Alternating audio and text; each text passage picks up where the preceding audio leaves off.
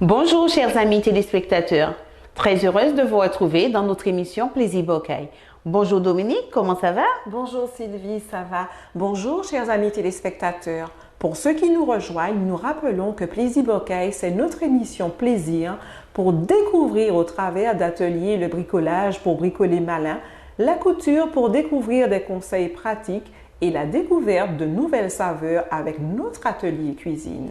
Aujourd'hui, Jadelle Bocaille prend la direction d'une pépinière au Robert où nous allons apprendre beaucoup de belles choses sur nos plantes médicinales. On y go, Dominique? C'est parti, Sylvie. C'est parti!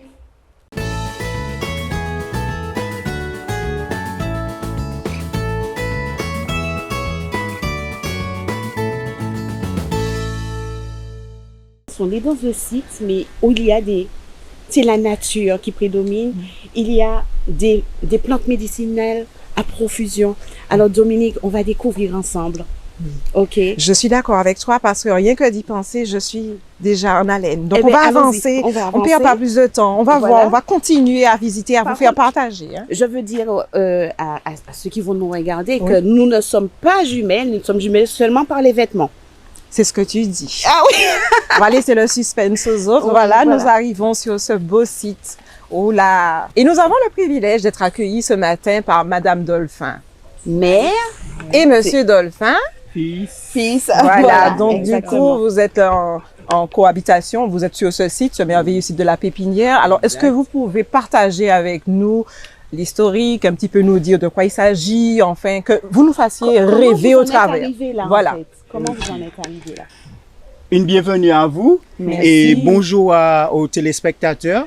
Alors, comme elles ont dit, moi, c'est Dolphin Rony, le responsable de la pépinière de l'Estrade.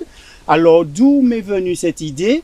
C'est que mes parents, ils étaient exploitants agricoles. J'ai baigné dans cela depuis tout petit avec mes parents, mes grands-parents. Ils ont été agriculteurs de génération en génération. Et c'est vrai que j'ai eu l'occasion de faire des études de tertiaire. Bon, ça me disait pas trop. Et puis, vous savez, quelquefois, c'est pas toujours évident de trouver du travail dans le secteur. Alors, je me suis dit, pourquoi ne pas m'associer à mes parents et puis fonctionner avec les parents. Et d'où m'est venue l'idée de monter une pépinière avec eux. Alors, la pépinière existe depuis 2007. À peu près vers 2007, juste après le cyclone Dean.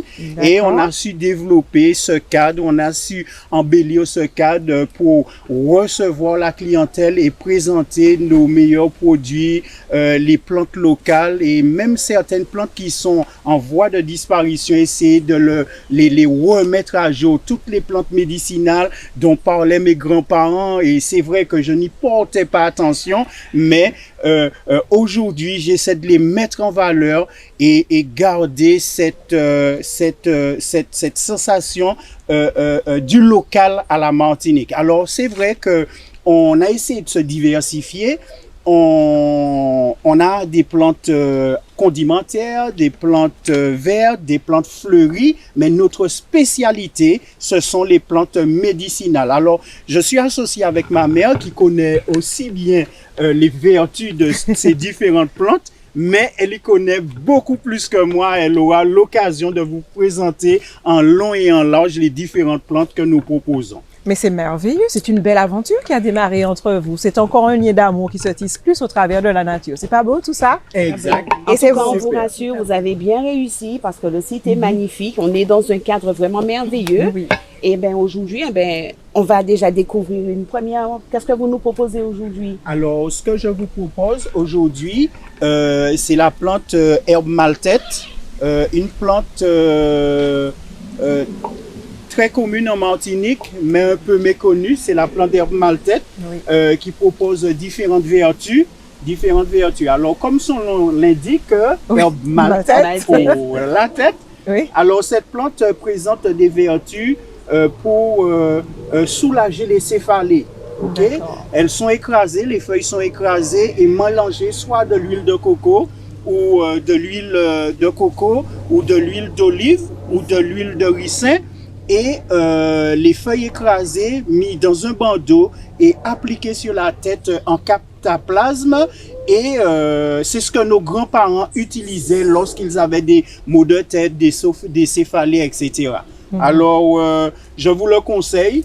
C'est vrai que c'est une plante assez commune, mais qui propose des vertus assez riches et diverses. Alors dites-moi, Monsieur Dolphin, est-ce que cette plante peut être utilisée uniquement pour les maux de tête et les céphalées? Est-ce qu'elle possède d'autres propriétés? Alors, je pense que l'herbe maltaite propose d'autres propriétés, mais je ne me suis jamais penché sur les autres propriétés. Parce que vous savez, en général, ce sont des recherches. C'est vrai que nos grands-parents avaient certaines connaissances de certaines plantes, mais avec la recherche, avec les recherches faites en laboratoire, certains scientifiques laborantins arrivent à trouver d'autres vertus tirées des propriétés de la plante. La plante propose différentes parties. Vous avez les fleurs, qui proposent certaines propriétés. Vous avez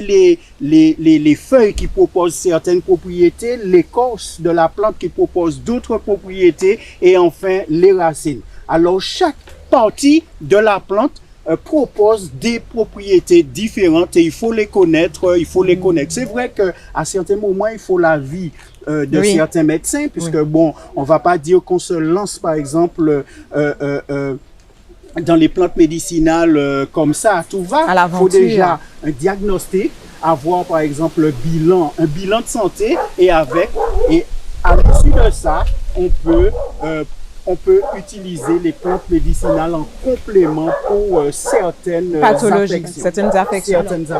Alors, est-ce qu'il y a seulement l'utilisation en cataplasme qui est possible? Pour cette plante, la seule que je connais, c'est le cataplasme. C'est vrai qu'il peut avoir d'autres techniques. Il peut avoir aussi les décoctions, mais pour cette plante, je ne pourrais pas vous dire. Vous restez prudent. Je veux rester prudent.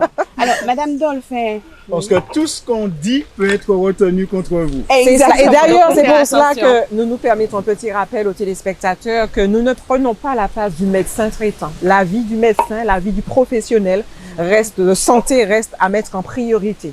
Par contre, nous retenons que nous avons dans cette belle nature que Dieu nous a donnée des plantes qui nous procurent des soulagements, des guérisons, mais à condition de les maîtriser.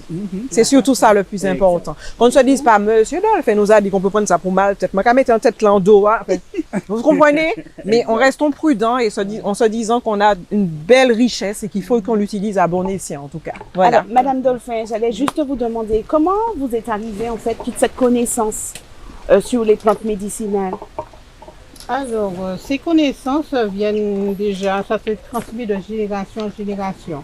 Alors, il y a d'abord ma grand-mère, ma mère, il y a eu aussi ma belle-mère, et moi j'ai pris la relève parce que j'ai toujours été une passionnée de plantes. Et surtout les plantes médicinales.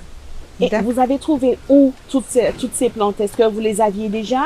Ou il a fallu aller les chercher, les acheter? Comment ça s'est passé? Alors, il y a des plantes que j'avais déjà de par ma mère et de par mes grands-parents que j'ai toujours gardées. Parce que mes enfants me disaient, ah, maman, tu aimes toujours garder des trucs qu'il faut. Alors, et aussi, j'ai cherché certaines plantes que je n'ai pas auprès de personnes âgées, des gens que je connais, des connaissances du moins, aussi des collègues. D'accord. Donc, on retient en fait que nos personnes, les anciens, en fait, c'était de véritables bibliothèques, ils savaient tout. Et aujourd'hui, on a un petit peu laissé de côté toute cette culture pour aller vers effectivement tout ce qui est chimique, tout ce qui nous vient en fait de l'industrie. Et alors que nous avons en réalité tout ce qu'il nous faut pour être soignés chez nous. Oui, c'est vrai que l'industrie pharmaceutique, c'est vrai, développe certains médicaments, mais aussi se renseigne auprès de nos grands-parents, se renseigne auprès des anciens, parce que ils font des recherches déjà auprès de ceux qui s'y connaissent, des anciens qui avaient l'habitude d'être en contact avec la nature, parce que quelquefois vous allez trouver certaines molécules dans certains médicaments qui sont proches D'accord. du naturel. D'accord. Ça veut dire qu'il s'inspire de la base pour développer après des médicaments. Une industrie pharmaceutique Exact. à partir de cela, en tout cas.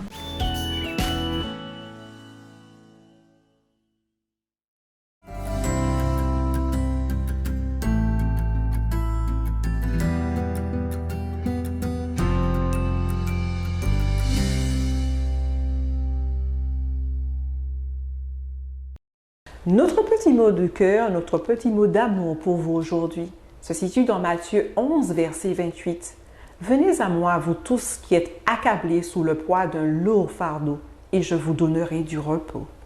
Tu es affaibli par le poids du chagrin, de la maladie. Tu as perdu ton emploi. Tu te sens seul, rejeté, abandonné de tous et ne sais plus vers qui te tourner. Reçois cette invitation spéciale de Jésus-Christ.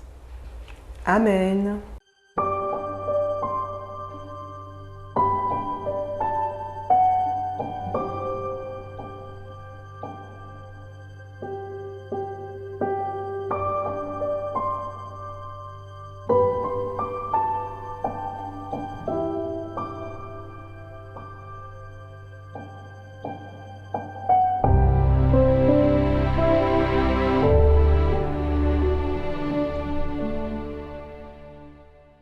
Chers amis téléspectateurs, nous arrivons au terme de notre émission.